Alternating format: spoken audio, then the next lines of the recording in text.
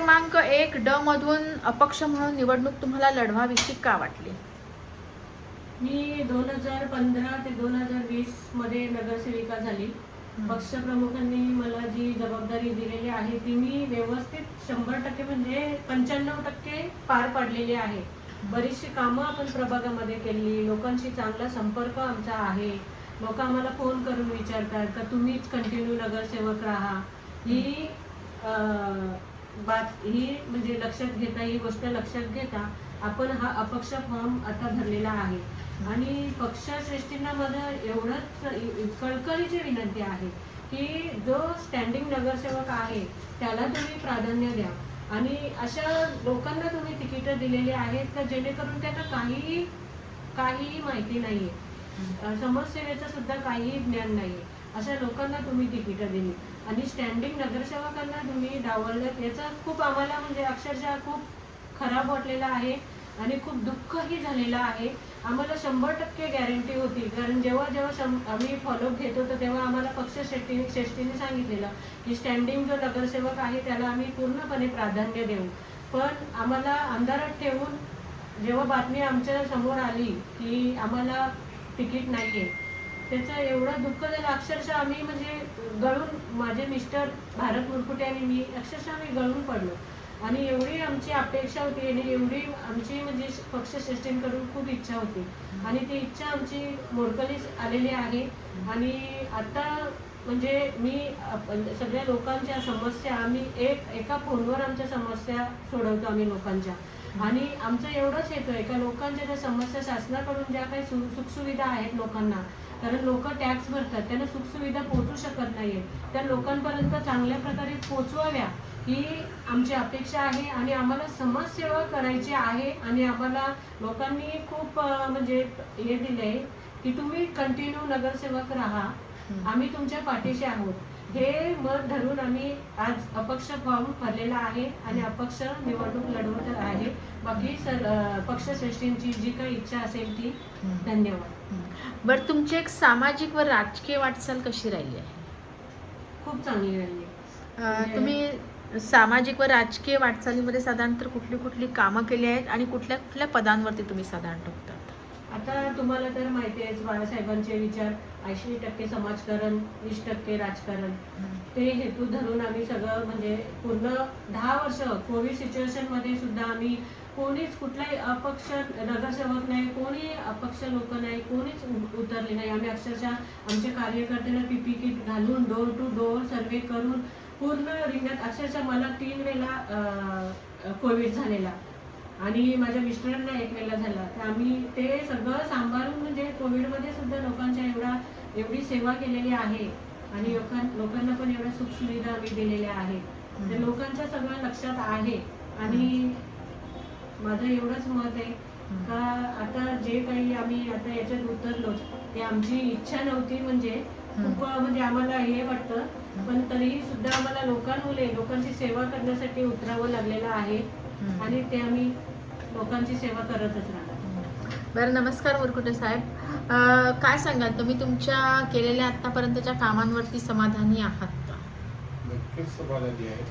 आतापर्यंत आम्ही जी केलेली कामं आहे, म्हणजे जसे कॉन्क्रीट रोड झालेले आहेत सगळीकडे, स्ट्रीट लावली, गल्ली बोलात स्ट्रीट लावली. 12वे गाव, पूर्वीचं 12वे गाव बघितलं असतं तुम्ही आणि आताचं 12वे गाव बघा.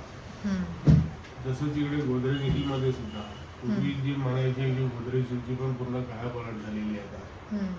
कॉन्क्रीट रोडचे जवळजवळ 90% कॉन्क्रीट आपल्या या प्रभागात आम्ही केलेली आहे. कामं झालेली आहेत, पण तरी सुद्धा असं एक हे वाटतं की नाही, अजून एक हे काम झालं असतं तर जरा बरं झालं असतं. असं कुठलं काम सांगाल तुम्ही? असं म्हटलं तर इथे एक प्ले ग्राउंड आहे. प्ले ग्राउंड बनवायची खूप लोकांची इच्छा आहे. महापालिकेला हँडओव्हर झालेली आहे ते प्रॉपर्टी. तरी सुद्धा आम्ही आमदार निधीतून थोडं काम केलं तिथे. 1 करोड निधी दिली होती आमदारांनी. त्याच्यात ते वॉल कंपाऊंड वगैरे केलं, थोडीफार भारी लँड फिलिंग केली.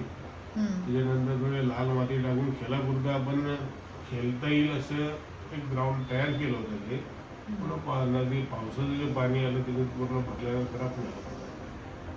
अजून त्याला जवळजवळ 4 कोटीची गरज आहे, तेव्हा तो ग्राउंड पूर्ण होऊ शकतो.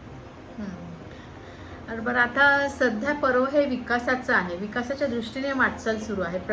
प्रत्येक प्रभागाचा विकास झाला की आपोआप शहराचा पण विकास होईलच. तर त्या दृष्टीने आपल्या प्रभागाचा विकास होण्याच्या दृष्टीने तुम्ही कशा पद्धतीने बघत आहात?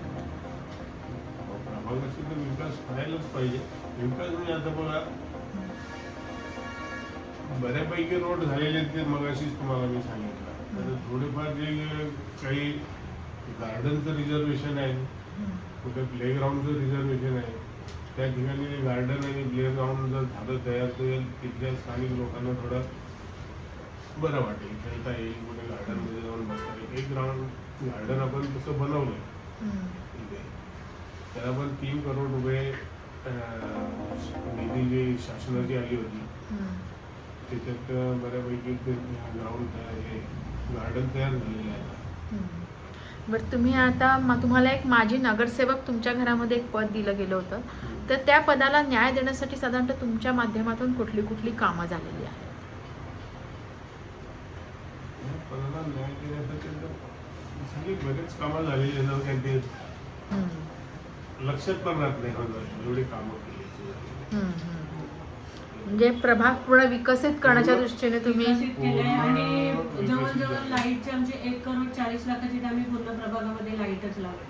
गटार, पायवाटा आणि कॉन्क्रीटचे रस्ते, आणि अक्षरशः म्हणजे आमचं जे 12वे गाव आहे तिथे अक्षरशः आम्ही 0 पासून सुरुवात केलेली आहे.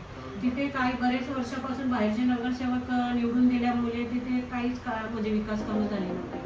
ते आपण बरीच विकास कामं म्हणजे पूर्ण 12वे गावचा कायापालटच केलेला आहे. आणि बरेच आता गोदरेजींमध्ये पण असं आम्हाला वाटलं जेव्हा मी निवडून आलो तेव्हा हा विकसित वार्ड आहे, म्हणजे डेव्हलप झालेला एरिया आहे, तिथे काहीच कामं नाही. असे बरेच सोसायटी होते की त्यांना रोड नाही, लाईट नाही, पाण्याच्या लाईन्स नाही, ड्रेनेज लाईन नाही, अशा सुखसुविधा पण लोकांपर्यंत आपण पोहोचवलेल्या आहेत. बरीचशी कामं आपण आतल्या म्हणजे सोसायटीची केली आहे. ती हँडओव्हर म्हणजे बिल्डर लोकांनी हँडओव्हर केलीच नव्हती केडेन्सीच्या, हँडओव्हर करून आम्ही ती कामं विकसित केलेली आहेत. आणि याचं आम्हाला खूप समाधान वाटतं, त्यामुळे लोक खूप म्हणजे समाधानी आहेत. बिल्डिंग्स जे आहेत, सोसायटी अमृत योजनेत आपण असं काम केलं, प्रत्येक सोसायटीची जी सिवरेज लाईन आहे ती मेन रोडच्या लाईनमध्ये आपण फ्रीमध्ये त्यांना जोडून दिली सगळ्या सोसायटीमध्ये. तेव्हा सगळे सोसायटीचे लोक जरा चांगलं म्हणतात, म्हणजे धन्यवाद देतात आम्हाला. बरं, आता सध्या ही निवडणूक ही युतीच्या माध्यमातून लढली जाते आहेत, तर तुम्हाला एकूण काय वाटतं ही युतीबाबत?